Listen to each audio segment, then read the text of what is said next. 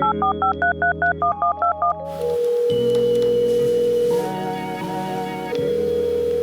we're live. Welcome to Don't Be Coy. I'm your host, Unkle Lew, and today I have the honor, pleasure, and the utmost appreciation to have with me today Mr. Wesley Dixon. Wesley, thank you for being on the show, sir. How are you doing this afternoon? I'm good. Thanks for having me. I'm happy to be here. Yeah, how's your week been? It's been good. Today might be the beginning of a week, depending on who you ask. So far, the week has been fine. It's only been a few hours long, but the last week was fine. It was productive, restful, some other positive adjectives, nothing too negative to report. So it was good. Yeah, no, that sounds really good. So if you don't mind, can you tell us a little bit about yourself? Sure. My name is Wesley Dixon, as you heard earlier, and where do I want to start? I'll start with the zodiac sign today. So I am a Cancer sun sign, Cancer moon sign, Taurus ascendant sign, for those who follow the zodiac. What that means is I'm emotional and moody, but I think in a mature way, so no need to be afraid. So that's me astrologically, if you will. I grew up in South Florida, Broward County to be exact, and I live in New York now and spend a lot of time in South Florida still. So I call myself a millennial snowbird, so to speak. I work out often. I co-teach some cycle and spin classes sometimes. I like to run. And for my day job, I work at a university as an administrator. So that's about it for now. Yeah, no, I really appreciate that. And so I think that that's actually kind of funny with how you describe yourself as a millennial snowbird. Can you go a little bit into detail about that? Yeah, of course. Well, it really is something that I would love to have happened by choice. And it kind of did happen by choice, but really what pushed me into that was that I, again, grew up in South Florida. My family's still in South Florida. And of course, during COVID, there was much more flexibility in terms of working remotely and being in different places. So when COVID started, I lived in New York like I do now, but I was in New York most of the time. And then, of course, when we had the ability or we were forced to sort of work from home for some periods of time, I was super happy to go home to South Florida. My parents were still there. And of course, COVID was sort of a scary time. And so I was super happy to be close to loved ones. And also, I was really actually most happy originally to go to South Florida during COVID because it was sort of in the early fall or winter of 2020. And so New York still had a whole bunch of, indoor mask mandates and other kinds of restrictions generally in terms of the kinds of things you could do. This was pre-vaccine. And so I was super keen to go somewhere like South Florida where I could spend time outside working out. I could still eat at restaurants, but outside and do a lot of normal life things, but in a way that felt safe to me, COVID safe, I should say. So it was sort of just a very serendipitous thing that happened. And I had not spent as much time as I have during COVID at home since high school. So in some ways, I was sort of relearning or rediscovering parts of South Florida that I just was too young to know about or too young to explore in my earlier years. And so that really, I think, initiated me falling back in love with the place I had grown up in and made me appreciate South Florida beyond, of course, the family connections that will always exist. But beyond that, I got to appreciate South Florida in ways that I didn't know I would. So ever since then, I've been back and forth frequently. Just got back last week from South Florida to New York. So that's what I mean by that. Yeah, no, thank you for sharing that. And that's kind of what I want to talk with you today, a little bit about like just traveling as a whole, because I know that you've had a lot of experiences traveling, not just back home, but just throughout the country, internationally, different things of that nature. And I think that like traveling in itself has different facets to it, right? Like we as individuals, sometimes we travel just to kind of press our refresh button, have some vacation from the mundaneness of life. Sometimes we travel because of necessity, like you were saying earlier, because of the pandemic outbreak and the need to want to be closer to be family. So like traveling in a way for safety. But then like sometimes we travel just to kind of even for ourselves, for like self-discovery and things of that nature. And so like, I guess for you, I'm interested on like what struck this first traveling bug for you. Was it something that you did a lot growing up, or was it something that you decided that you wanted to do when you got into your adulthood? Yeah, great questions. Thanks for that. Quite frankly, the truth is, I was born traveling. And what I mean by that is I was a preemie. I was born early. I was born 7.5 weeks early. And in addition to being born that early, I was also born not in the town which my parents lived at the time. So my mom was on a work trip out of town when she had me. So I was born in San Antonio. At the time, we lived in Dallas. And I took my first plane ride at a few weeks old to get back home. So I've been traveling ever since I was physically able to do so, so to speak. And of course, that wasn't by choice, but I think that's just a funny way to start the story. I, since then, have traveled quite a lot, as you've noted, but it's been a combination of sort of others encouraging me to travel, and then at some point me choosing to travel on my own. So for the first, I don't know, let's call it half of my life, my parents were wise enough and kind enough to sort of bring me on trips that they were going on. My parents both used to work in insurance. My dad worked on the sales side, and so he would often win different rewards trips for meeting different sales marks, every year. And so when you would win a trip, you'd often win, I think the structure was you'd win 2 free tickets or 2 free trips. So for you and your partner, which was my mom, and then you could pay sort of at a reduced rate to have an additional person or people go. And so I was a third, so they paid for me to go. So it was a great value, honestly, for them to take me on these trips and for us to have family trips because 2/3 of it was free. And so for years, that was my main sort of outlet for particularly international travel, because through those experiences I went on sort of I went to Canada, to Banff and Calgary for some time. I'd gone on a Panama Canal cruise, had been to England and the UK, did sort of an Alaskan cruise to stop through Canada. So I did a lot of travel through that means. And so that, again, wasn't a choice that I made, but rather just the wise and loving care my parents took to make sure that travel was something that I was familiar with at an early age. Of course, during that time as well, there was lots of family travel. As you know better than others, our family is very big and lives all across the country and across the world. And so for things like, Thanksgivings or Christmases or graduations, I was often traveling to see family, but that didn't mean going on the street. That meant going across the country. And so that was another way in which I learned to travel, just to see family. Going into college, though, I think my parents really well-placed seeds, so to speak, when I was a child, bloomed some, and I was able to travel comfortably on my own. And really, what I mean by that is without their presence all throughout college. So throughout college, my friends and I did sort of recreational trips to Mexico and other places for spring break or things like that. I did a couple of college-funded sort of, I should say, intellectual or study-based sort of trips. I went to the UK. I went to Hong Kong and Macau for a few weeks with a college group that was, a study-based group or whatever. And I did that all, again, without my parents, but felt super comfortable doing so, just because of the training, so to speak, that I had growing up. The last thing I'll say is that professionally, since I graduated from college, I've also had jobs that have taken me abroad. And it's funny because those trips have been trips to places that my parents have not been before, or probably would feel comfortable going, right? So when I was growing up, my parents went places that they took me on with them, or places that they had been before and they're happy to show me for the first time.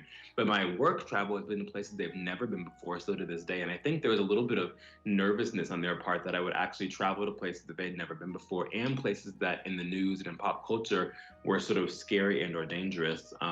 But I had great times there, learned a lot there, grew a lot as a person in these places, and loved having that experience, and loved having the comfort and the confidence from my childhood travel to take on new travel in ways that I probably wouldn't have been able to do otherwise. So yeah, that's my travel story, if you will. Yeah, no, I really appreciate that. And so, like, I hear you break it down in really three different types of travel. There's the recreational, which you had the opportunity to do several different times over, with not only as a child but also throughout college and probably into this age as well. There's the family Yeah. travel, where it's kind of like, as you meant beforehand, like a necessity when you have family who lives across the country, or whether it's your immediate or even extended family, and like doing that kind of travel to basically see the people that mean something to you, that help make you whole. And then there's also this like professional and work travel where, you know, it might not necessarily be places that you've ever would have imagined to go to, because like who would think about going to these particular places, but because of the work that you do, it brings you into these kind of places where you get those really diverse experiences. And I think that for each one of those, there's like something to be said about each and every single one. And so I kind of really want to start with like the family one at first, where, I know for you, for example, like you were saying, growing up in South Florida, having family that's in Mississippi, having family that's really all across the country, that became part of the necessity for that. And so, like, I wonder what it was like from your experience growing up where there's not necessarily a lot of family in Florida, but having to travel to go see your close cousins or your close aunts or what have you, what that was like for you. Yeah, I mean, I think it was always exciting for me because I think it was often different from those I was around in school or otherwise, right? So I think many people I grew up with had family that was very proximate to where we lived, and so seeing family was sort of a daily occurrence, or something that happened without much to do. I think for me, it was always exciting because it was the opposite. I was having to travel to see my parents or my family rather, so I was always going somewhere. People felt like I was always traveling, always had a new story to tell from somewhere that I went. And I think it was very fun to be able to do that. I do think that back on the home front, so to speak, it reminded me that I didn't have sort of family back at home, which I don't think was a negative thing, but it just made it particularly clear to me that I didn't have family in the traditional sense where I lived. And I think in some ways that pushed me to then start to, of course, think about family a little bit differently and to start to then choose family who weren't blood related to me, but choose people who I loved dearly and cared about and gave them the title or the label as family members in South Florida, right? So I'm thinking of folks who I grew up with going to church every weekend, or who I was in the track team with, or who I was in debate tournaments with, people who I spent a lot of time with and cared about deeply, whether they knew it or not. I was assigning them the label or the love of family in my mind just because I had to travel to see my family and that wasn't a weekly thing. And so I had to create that where I lived. And again, I don't think that's a negative thing at all. I think that actually, in some ways, I'm quite prideful about the fact that I had a life that pushed me to see certain people in a way that I probably otherwise wouldn't have in my life. Yeah, no, I really think that that's very important, being able to build that like community base. And so like I'm really interested in like how you've taken those skill sets of, learning how to build family in a place where you don't necessarily have your immediate family, and then moving into a new location, right? So like moving to Connecticut to go to school, now living in New York, like you've had to do that two, three, couple times over. But Yeah. like I'm really interested around like when you build those communities with people, like and then they go out and live their own lives, right? Because we each intersect in each other in these Mhm. kind of like chapters of our lives. Like, do you put them in the same category as you would like your immediate family, as growing up and traveling to go see them? Or is that something that you would say is a priority for you? Yeah, it certainly is. And of course, it depends on the person, but certainly to your point, well, let me back up actually. So one thing that I think I wanted to just punctuate at this point in the conversation is that the ability to and the willingness to sort of, create family, so to speak, where you live in the absence of immediate family, I think hinges the most on just being a trusting person, honestly, right? And Hmm. I do think that it's something that some people struggle with because for a variety of very legitimate reasons, they have experiences that make it difficult for them to trust people in general, but particularly trust people in an environment which they're not familiar. And so I think that it takes being trusting, of course, with discernment, for you to be able to sort of give yourself the ability to make, receive, and welcome others as family into your life in places that you didn't grow up in or not familiar with. So that's the first thing. And then I think when you allow yourself to have that trust and with discernment, of course, I think you then just make these beautiful relationships that I've made over the years in different places. And as you said, people then, some of them stay, some of them go physically because we're meeting in different parts of our lives. And yeah, depending on the strength of the relationship, I certainly make it a priority to see people who I consider loved ones who I met at a different point in my life. And so, quite frankly, none of my closest friends, or not, I shouldn't say none, many of my closest friends don't live where I live.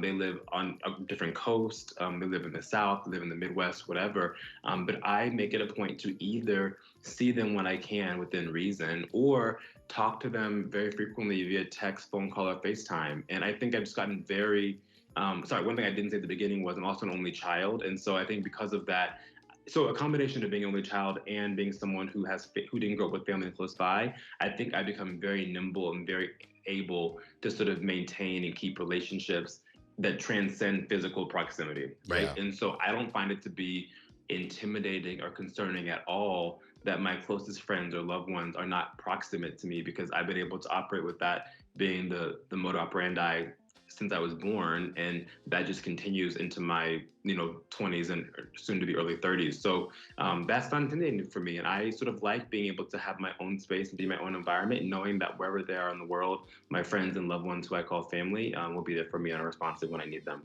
Yeah. I think that that's a very interesting thing that you bring up there when you talk about establishing those relationships, and the first key component of that being trust, especially when we're talking about from a traveling sense, right? Like whether Yeah. you're traveling alone or you're traveling with somebody, there's a certain level of trust, especially whenever you're in a new space. Hmm. And I wonder, like how, from your perspective of, I think you're absolutely right, and the uniqueness of being an only child and the uniqueness of growing up not being in close proximity to your family, you have this ability to create community um, at whim, if you will. And so I wonder how, whenever you do travel, like how does that transcend in building communities in those new spaces? Yeah, of course. I think one of the things that I appreciate most in people in general, and I don't mean this only related to travel, but I think it's certainly relevant to travel, is I really, really appreciate people who just are naturally inquisitive people. And I think inquiry and curiosity are the key to living a full, meaningful, exciting life, honestly. I've always aspired to be someone who's both interested and interesting. And I think if you can strike that balance and sort of become both of those things, I think the world will open up to you in ways that you could never have imagined. And so, relative to travel, I think that going somewhere new and really asking sort of some meaningful, exciting, insightful questions of the folks who are from there in a way that makes them feel like you are quite excited about the place that they call home and a place that they know well, I think starts to open you up to community so quickly. And so I like to think that I have a really genuinely curious spirit. And so when I travel somewhere, I just start asking people questions, and I sort of acknowledge their own formal or informal expertise about the place in which they live and grew up in, and become a student of theirs about that place. And I think when you show interest in something, people respond to that. And I think that's the foundation of building community. Yeah, no, I think that that's really intuitive that you approach life in that kind of way. So, like, do you mind sharing a story of a place that you visited, and like how you use that kind of that intrigueness that you have towards a specific place to build a community? Yeah, absolutely. So I, in my first job after college, I worked in a global health organization. And so I eventually was a program manager for a variety of different programs we ran that were in different countries. So in that job, I had managed or overseen programs that were taking place in China, Ethiopia, Ghana, and the UK. And so I traveled to each of those places a number of times over the course of that job. And I think one of the trips rather that I went on where I really, really was excited to go and to learn more about the place was Ethiopia, in part because that actually represented my first time traveling to the African continent. And of course, as a Black American, it's sort of a very special experience to sort of have your first moment. I don't want to say returning, so to speak, but going to the continent, given all the history that we all know about in America and the African continent. So that was a really exciting trip for me. And one of the things that I sort of remember seeing for the first time in Ethiopia that's never left me was walk. So I was in Addis Ababa, the capital, for a few days, and I went out to a rural part of the country for a little bit later. But when I first got to Addis, I remembered seeing, well, first of all these gorgeous people. Like phenotypically, everyone in Ethiopia is gorgeous. They all are like so wonderful. It's a very homogenous community. So they're just a very sort of, I don't know, pure, thoroughbred kind of look. I know that's probably problematic to say, but people know what I mean. It's just a very consistent look among people who are in Ethiopia. So everyone's just so gorgeous. But beyond that, what stuck out to me was just seeing two men. So by that I mean black men, because of course we're in Ethiopia. Two men sort of holding hands, sort of walking in the street in Ethiopia. And of course, for me, having been a Black American and being raised in a particular American society that had a particular kind of, you know, patriarchy, so to speak, and then being a part of the Black community that had a particular way of thinking about manhood as well. Seeing two Black men in Ethiopia hold hands, I didn't even know who they were. I didn't know why they're holding hands, but just seeing that in public in the street was just a very sort of striking moment for me. And so Yeah. when I went to Ethiopia, we had many colleagues who lived in and were on the ground in Ethiopia. And so I think at one of our first dinners, I must have asked them, I said, hey, and I worked with them on Zoom and stuff, on Skype at the time, rather, before I got in country. So I knew them professionally, that we weren't strangers. We just hadn't been in person before. So when I got to meet them in person, I sort of said to one of them, I said, hey, I said, you know, I just saw this earlier today, you know, I didn't say what's up with that, but I said, you know, is that common, whatever? And they explained to me that in Ethiopian culture, it's super common for men who are just platonic friends to show affection publicly by holding hands in the street. And it was just a really great sort of learning opportunity for me. It was sort of a great eye opener for sort of how relationships and friendships exist in different cultures transcontinentally. And so that's just one example of sort of, I guess, you know, where my inquisitive spirit sort of opened my eyes and taught me something, but also brought me closer to those I was with in a different country. Yeah, man. I think that that's a really key story that you share there, especially like the dynamic that shifts, right? Because in Mhm. African American culture, like that shows up in one particular type of dynamic, or it's perceived to be one particular dynamic. But then in other cultures, it's a whole totally different thing.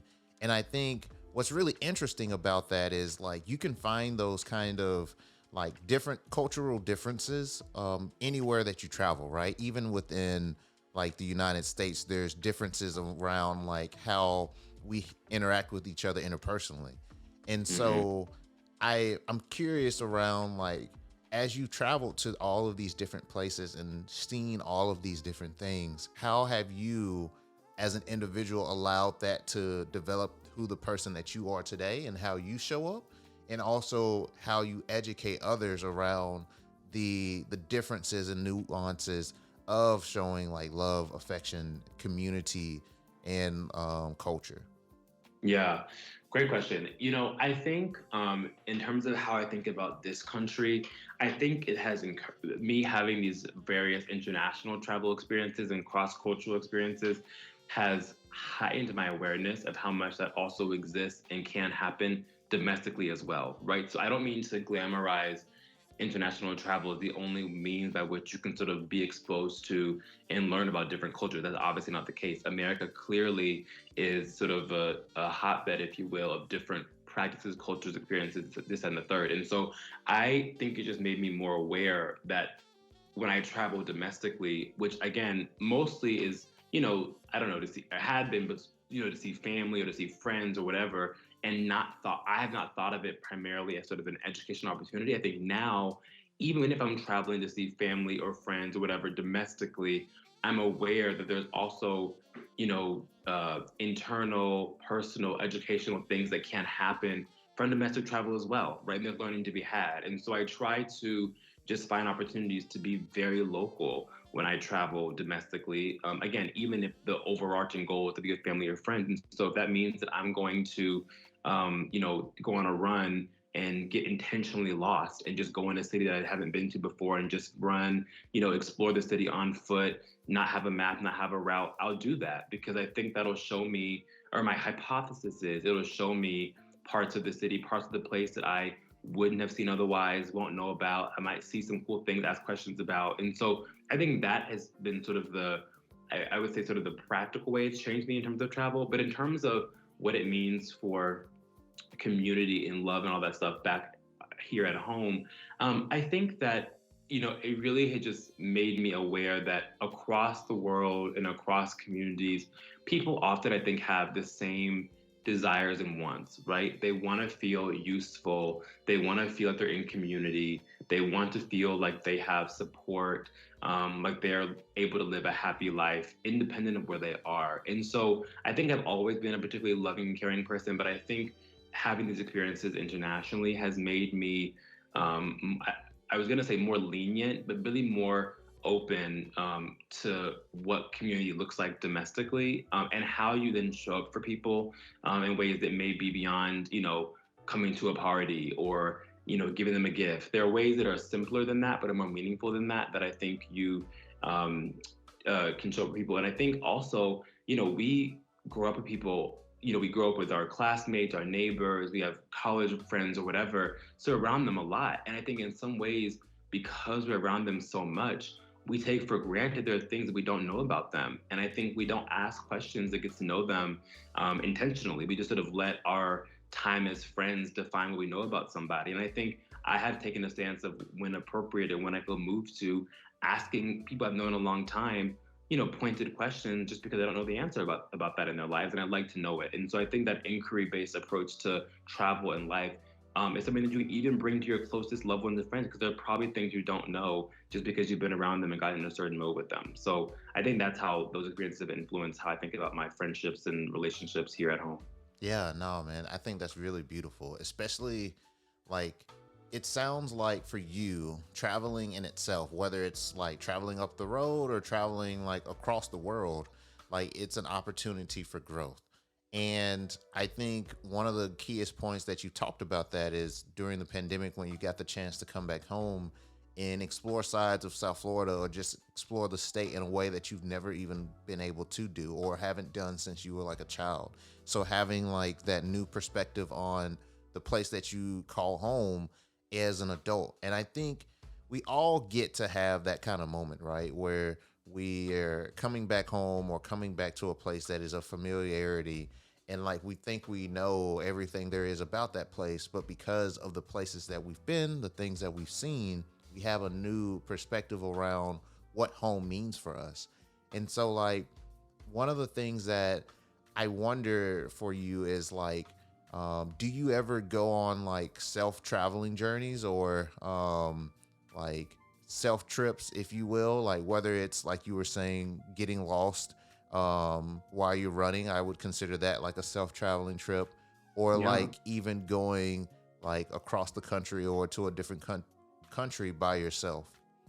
Yeah, I love solo travel. People think I'm so strange for saying that, but again, I think part of it is, or part of my comfort is that I'm an only child. So I have done a lot of things by myself growing up, and so I think this is no different.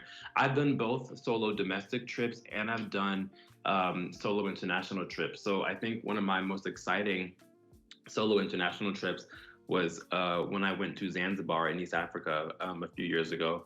I was in Rwanda for work, and wanted to sort of add on a vacation, and was trying to find somewhere that was close and easy to go to. And so Zanzibar was relatively close to Kigali, and so I flew to Zanzibar. Was there for about 4 or 5 days and had the best time. And I just sort of, I lived in this Airbnb that was right on the ocean. It was not glamorous at all, which I was super excited about. It was, for all intents and purposes, a hut on stilts that was had a roof and then 3 walls, and the fourth wall was sort of open, facing the beach, and it was just the most sort of simple, non-technological, non-fancy accommodation. But I just felt like I was sort of and there was internet, but it effectively didn't work. So I felt like I was off the grid for those 4 or 5 days, and I just really, really enjoyed it. And I got on this fish. I got on a boat, a fishing boat. Maybe was it? No, it wasn't a fishing boat. It like sort of like a tour boat, and it was like me and like 4 others, and there were 2 people who were from France, 2 who were from Germany, one from Italy. And so it was the coolest thing because I just sort of met these people. We're not friends today, but they were great travel partners on that day. And I learned so much from them. They learned a decent amount from me, I assume. And it was just fun to be sort of in a place and an experience with folks who I never would have thought I would have met, and doing things that were exciting, not having to not feeling pressured per se to perform for people who I knew who might have been traveling with me. I could just, be there, do nothing, do everything, and just have a great time. So that was internationally. And then domestically, yeah, I drove during COVID. I would drive from New York to South Florida because I was not comfortable flying at the time. And so I would take different paths driving down the East Coast, and I would stop in small towns and get food and talk to people. And so, in particular, I remember stopping at this amazing restaurant in Rocky Mount, North Carolina, which I had actually heard about. I hadn't heard about the restaurant, but I heard about the city, Rocky Mount, through some other avenue a year or two before that. So I was happy to stop there on this drive. And then I found this amazing, I think it was a Black-owned restaurant, and it was sort of like a soul food restaurant. It was like a soul food slash Carolina barbecue restaurant, but it also like had a very modern and I should say healthier approach to soul food, so to speak. So they had, candy yam, but they weren't really candy yam. They were like sweet potatoes with like ginger and an orange zing. So it was cool. So it was a great restaurant. Talked to the local people who worked there, had a great time doing that. So yeah, I just love going places on my own. And I feel like when you're by yourself, you actually, I don't know, I feel like you welcome exciting experiences more than you do when you're with a group. And of course, I love group travel as well, don't get me wrong. But I think when you're by yourself, you happen to be able to stumble into people, places, things that you probably wouldn't stumble into with a group. And I like the serendipity of that. Yeah, no. While I was hearing you talk, man, like I was thinking about like this unique experience and perspective that you have around travel. Like, you know, as a point of privilege, is like we can think about like where we are as a people, like African Americans compared to like 50, 60, 70 years ago. The idea that you can travel from New York to Florida and like visit all these different places and feel relatively comfortable, right? You know, there's certain states that like I still probably wouldn't stop in, but like, you know, I think that it really and truthfully speaks a lot of volume to like the kind of experiences that we have because of those more freedoms that we have, if you will. And one of the things that I'm really curious about is your perspective of the black people that you've seen, like from stopping in those random different places, like from I think you said Great Mount, North Carolina, and like traveling to Ethiopia compared to Rwanda, compared to Zanzibar. These are all like different communities within the diaspora. But like, I'm curious around what are some of the similarities of what you felt to make you call these places like comfortable enough, trusting enough, okay enough to stop in and feel, for lack of a better term, at home, even if it was just for that time period. Yeah, it's a great question. Let me think out loud about that. In North Carolina, that probably felt among the Black folks I ran into, that probably felt just more familiar. As you know, our family's from Mississippi, and so both from the South, so to speak. And so I feel like sort of the food, the menu, the hospitality, the mannerisms of the folks I met in Carolina in that particular instance were just very similar to that I knew from my family. And so I felt like I could understand sort of what, how they operated, how they were. And that just was really easy for me to sort of plug into. I think internationally, I don't know, so in Ethiopia in particular, I had since learned this since traveling to Ethiopia, but I did not quite understand the history or the connection between Ethiopia and Jamaica, and particularly Jamaican Rastafarianism. I might get the history wrong as I say it now, but my memory tells me that Haile Selassie, sort of the last sort of emperor of Ethiopia, so to speak, was actually sort of the, I don't want to say focal point, but one of the main figures of Rastafarian faith or culture, so to speak. And so I think when I knew that and started to hone in on that, South Florida is home to many, many Jamaican people. And I grew up around many people who I probably didn't know at the time, but probably now know they are Rastafarians. And so just sort of understanding and being aware of the global histories that bind Black countries and Black nations and Black people, like in this instance between Ethiopia and Jamaica, I think make you feel like despite the geography and despite the distance, there is a shared global Black history in some regards that Mm-hmm. even if we look different, speak different languages and all that sort of stuff, we are connected through some through line. And so just knowing that, I think makes me feel like I'm, in community or in relationship to some degree or to some regard with Black folks anywhere in the world, including Ethiopia. Yeah, no, I really appreciate that, especially whenever you talk about like this whole educational component of like travel, right? And like knowing that history and like whenever you go into these different places, it like adds in a whole different flair around the experiences that you get there. I know, like, for example, in Ghana, like there was a big slave port there, and like Mhm. going there and seeing like some of that history and being a part of that and understanding like where like there is those intersectionalities. I think one of the most beautiful things is like the food as well, and like Absolutely. understanding like the different food ways and culture around that. It's just like a totally beautiful experience, man. Yeah. For sure, for sure. So like let me ask you this then. So like with someone who is just beginning this journey, right? Like I'm Yeah. hearing you saying like all of these different beautiful places. Some have been to like because of work, some have been to visit family, and then there's like this recreational component around it. I think the major question that a lot of people have is like how? Like there is the financial component of it around like how can I make my means to explore these have these traveling experiences, and like if you could like package it in like a bundle where there's like a premium package where you're going and doing the international travel, or like the bronze package, if you will, where it's like you're traveling up the street. Like how does one begin to start this traveling journey? Yeah. It's a great question. I want to bring back what I said a little earlier, just to start, which is to say, I think, and I'm saying this in retrospect, I didn't start my life or my travel like this, but I think it's advice that I could give now to traveling a lot. I think that I would actually just hone, if I were somebody, I would hone the ability to sort of suck the most out of where you are, so to speak, Mm, right? So before you spend the money traveling to Ethiopia or to Dubai or to wherever, in my opinion, I think it'd be a great practice to do some local staycations. I don't mean staycations only in the sense of like, oh, I live in Miami, so I'm gonna go get a beach hotel and just relax. You can do that too. But I think if we're talking about for this sort of getting a greater awareness and sense of self from travel, I think getting practice, sort of exploring your hometown is the best way to go because it'll make you understand then how you can live amongst things and still not know or understand them and start to then ask questions and learn about places that you thought you already knew.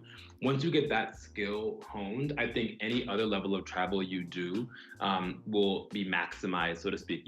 I would speak for myself, I would hate to go somewhere quote unquote exotic and get back and say, oh my gosh, I wish I would have asked this or knew this or done this.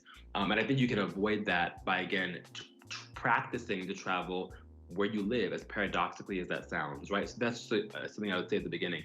I think in terms of how to make this happen practically on different levels, I think you have to uh, first learn how you like to travel, right? Do you like traveling with others? Do you like traveling by yourself? Do you like traveling on a schedule? Do you like having a more free flowing time? I think all those things are things that you would want to learn and experience and discern. And I think, again, the more practice you have, local or otherwise, you'll get a better sense of that. But in terms of, again, actually going on these trips, quite frankly, I made it clear on this podcast, I have been able to travel a lot for myself because of work, right? And that makes the financial burden, so to speak, much smaller than it would be if I was just traveling to these places on my own with no other reason of going, right? And so I think that is just a moment of transparency where it's like, hey, I have not dropped cash value for all these trips for all these years. Probably the majority of these cool trips I've gone on have been subsidized substantially by work or by school, right? And so that's just the reality of it. But I think if you know that you want to start traveling and you want to be able to have these experiences, potentially look for jobs that facilitate that kind of travel, whether it's you going to a conference somewhere or you running a program somewhere that's not where you live. Maybe look for jobs that enable you to have that experience. I think otherwise, if it is just recreational or family, I think planning is an important part, right? In planning, asking questions of those who've been to the places you've been to before, making a budget, starting to save for that trip, I think is really how you start to piecemeal together a travel experience that's exciting, new, and fun for you. And again, I think you have to understand, part of the learning thing earlier, you have to understand what you're willing to do and what you're willing not to do, right? You have to know if you're willing to be in a place that might, have some form of civil unrest, so to speak. I don't mean to sound dramatic, right? But when I was in Colombia last summer for my birthday, there were some sort of protests going on nationwide because of some taxes that the government had levied federally against the citizens. And so, me and those I travel with had to decide how comfortable we were going to a place that had, some things of concern going on. And so I think you have to answer all the questions yourself, but I think the more experience you have, the easier it becomes answering those questions for yourself and for others. No, I think you're absolutely right. And I really like how you talked about like just beginning off like learning your own little community. I know for me, one of the things that I really like doing is every time I go home is like I like visiting a new museum and I like going to the Visit Jackson kind of center or the Visit whatever center that you have. There's little postcards that have all the different like community activities and different attractions that that city has, and sometimes there's new things that you ever even knew about, like whether it's a special boutique that serves certain type of ice cream, artisan ice cream or something of that nature, or another type of dessert shop, or anything like that. I think it's really it's you learn more about yourself the more that you begin like in your own small pool, and then the more you practice expanding on that, as you were saying, like mentioning about going to Colombia, like you wouldn't be able to feel comfortable going to a place that was having a little bit of civil unrest unless you've had experiences like in other different countries where there were probably similar or maybe even worse things going on, but having that kind of precedence to set your own tone, to set what you feel comfortable with. You kind of have to start small and then work your way up to it. Mm-hmm. No, I think Absolutely. I think that that's really beautiful, man. Well, I really appreciate you taking out the time to speaking with me today, and I want to go through with you some lightning questions that I go Okay, through with every go. single guest. You sound excited. I And am. all right, well, we'll do this, and I'll let you get back to your day. All right, let's go. So, what's your favorite relaxation or self care activity? It's a great question. I think for me that is cooking. I love cooking. We didn't talk too much about food and travel today, but we can talk about it later. But I think cooking is such a great communal activity and such a great sort of art, and sort of a tactile thing to do. And so I love cooking and trying new things whenever I can. All right, sounds good. What's your best book recommendation? Yeah, it's a really, I don't know, people think it's cheeky, but I think it's so insightful. But I have always loved The Little Prince. And The Little Prince, of course, is an allegory. It's, I think, often thought of as a children's book, but the themes, I think, are actually themes that adults could resonate with a lot. It speaks a lot about how, quite frankly, jaded adults are and how having the spirit of a young, curious person who's not been molded by the world yet is how the world opens up to you rather. And so I've always loved The Little Prince and read it. It's very short, so I read it probably once a year, once every other year, just to sort of have it back in my spirit. But I think it's a great book for everyone to read. Oh, I love that. And lastly, one person you want to thank for your journey thus far. Yeah, there are many folks. Of course, I love my parents, and I've mentioned them a lot on the podcast today. But I think the one person who's on my spirit today to sort of thank is my 10th grade guidance counselor, whose name was Nicole Wilson. I went to a private school that was predominantly white, but she was actually a Black woman guidance counselor, and she took a special interest in me, and she always made me aware of unique programs, opportunities for students of color in particular, but also students in general. And so she was a great advocate of mine, and really looked out for me in a space that I probably wouldn't have been looked out for otherwise. And so I just, in the spirit of sort of inquiry and education, I really have always remembered and appreciated Miss Wilson's impact on my life. So today I'll give a shout out to her. Oh man, that's beautiful. Well, thank you, man, and I appreciate you being on the show. I hope you have a great rest of your day. This has been another episode of Don't Be Coy with Unkle Lew. As always, I'd like to thank this episode's guest for a great conversation, as well as thank you, the listener, for joining in. Whether you're a first-time listener or a regular, I always appreciate your support. If you like today's episode and ever want to listen to more, subscribe to our show on Apple Podcasts, Audible, Google Podcasts, or Spotify. And to join our community and access future bonus content, be sure to visit dbkpodcast.com.